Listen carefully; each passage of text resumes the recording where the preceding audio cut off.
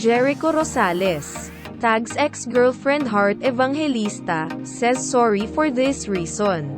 Tuwang-tuwa si Jericho Rosales nang mahalungkat niya sa kung saan ang lumang paper dolls nila ni Heart Evangelista mula sa Panday. Ang Panday ay kapamilya primetime series na umere mula November 2005 hanggang May 2006. Pinost ni Jericho sa Instagram stories ang video kung saan kakwentuhan niya ang kanyang barber habang tinitingnan ang paper dolls. Si Heart nga to, katawan ba ni Heart yan? Parang dingkit lang. Natatawang bulalas ni Jericho, na ang tinitignan ay ang paper doll kung saan nakasuot ng crop top at shorts si Heart. Sexy ba? Komento ng barbero. Tugon ni Jericho, parang dinaykit lang din.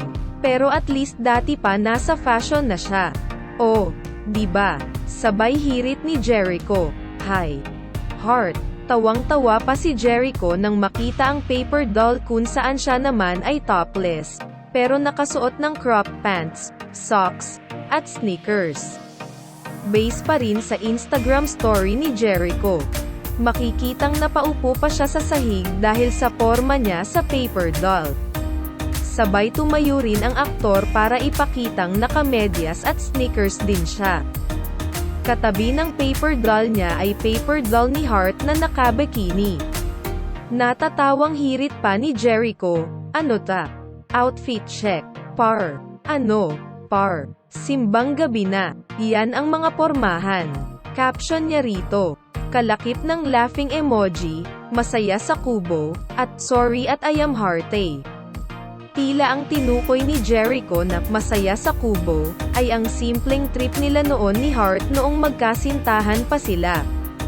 Matatandaan sa panayam kay Heart ng Cosmopolitan Magazine 2008 issue, sinabi ni Heart na, "You and me against the world," ang peg nila noon ni Jericho.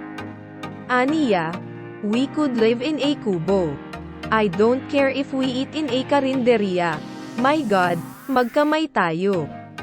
It's the best life I ever had, and I will never forget it." Nagkahulugan ng loob sina Jericho at Heart habang nagkatrabaho sa Panday. Tumagal ng 3 taon ang kanilang relasyon.